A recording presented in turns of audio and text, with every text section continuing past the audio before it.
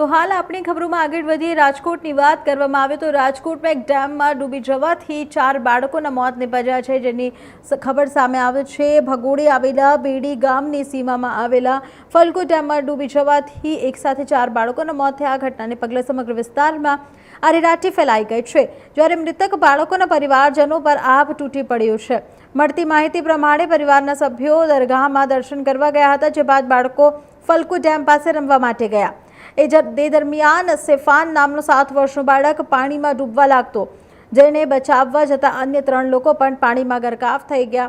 આથી આ દુઃખદ ઘટનામાં 7 વર્ષીય સેફાન સાજિદ સોરા, 11 વર્ષીય સોહન સાજિદ સોરા, 9 વર્ષીય આલિફા અકરમ સોરા અને 17 વર્ષીય સાહિલ અજમલભાઈ સોરાનું પાણીમાં ડૂબી જવાથી મોત નીપજ્યું। મહત્વની વાત એ છે કે મૃતક સોહનનો આજે જ જન્મદિવસ હતો, જે દિવસ પરિવાર જન્મદિવસની ખુશીમાં મનાવવાનો હતો। એ જ દિવસે પરિવારમાં માતમ છવાઈ ગયો। મૃતકોમાં સોહન અને સેફાન સગા ભાઈ હોવાનું સામે આવ્યું, જ્યારે કુલ 4 બાળકોના મોતથી પરિવારજનોમાં શોકનો માહોલ છવાઈ ગયો છે। આ તકે ઘટનાની જાણ થતાં જ સ્થાનિક લોકો તાત્કાલિક સ્થળે પહોંચી ગયા હતા અને પાણીમાં ડૂબેલા બાળકોને બહાર કાઢી કામગીરી હાથ ધરી।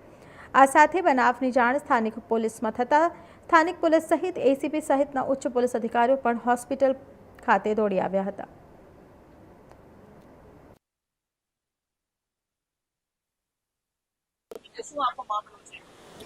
આજ રોજ બેડી ગામ મુકામે અમારે બેડીવાળા પીરની દરગાહ હોય ત્યાં બાજુનું બેડીની બાજુમાં જ આવેલું ગામ રોણકી ગામના વતની અમારે સાજિદભાઈ સોરાના દીકરાનો આજે જન્મદિવસ હોય અને જન્મદિવસને અનુલક્ષીને એ લોકો પીરની દરગાહે દર્શને અને જમવા માટે પધારેલું હોય।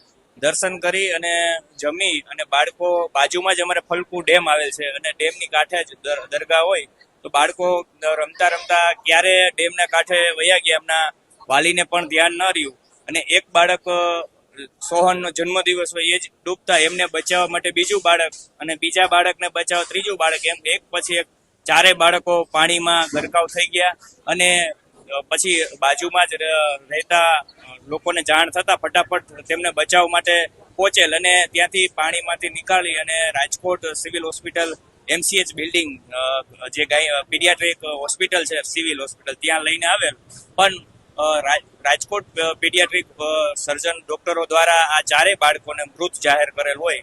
આ બહુ દુઃખદ ઘટના છે અને સોહનનો જન્મદિવસ હોય અને આખા પરિવાર તથા આખા અમારા વિસ્તારમાં ગમગીની છવાઈ ગઈ છે।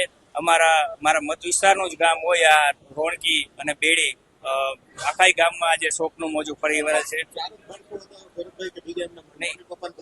એમના મમ્મીઓ લેડીઝ સાથે હતા, એના પપ્પા તો ત્યાં નતા લગભગ મારા ખ્યાલ મુજબ। મને પહેલો ફોન મારા કાર્યકર છે અમારા રોણકી ગામના, એમનો ફોન આવેલ અને એમના પરિવારજનો જોઈ એટલે હું પણ ત્યાં અમે પહોંચતા, પણ ત્યાંથી અમે ફટાફટ 108ની પણ રાહ નથી જોઈ અને સિવિલ હોસ્પિટલે લઈ આવેલ છે।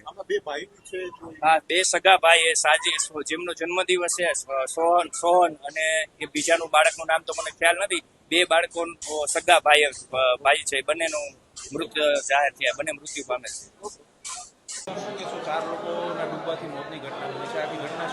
આજ રોજ બપોરના કુવાડવા પોલીસ સ્ટેશન વિસ્તારમાં આવેલ બેડી ગામ છે એની સીમમાં વીડીની દરગાહ છે, પીરની દરગાહ છે, એમાં સોહન કરીને છોકરો છે, એની ઉંમર 10 વર્ષ છે, એની બર્થડે હતો અને એના અનુસંધાને આ લોકો દરગાહના દર્શન તેમજ જમવા માટે ગયેલા ને ત્યારબાદ તે લોકો તળાવમાં નાહવા પડેલા ને એ દરમિયાન એક પછી એક 4 છોકરાઓ ડૂબી જતા એમનું મરણ થયેલ છે।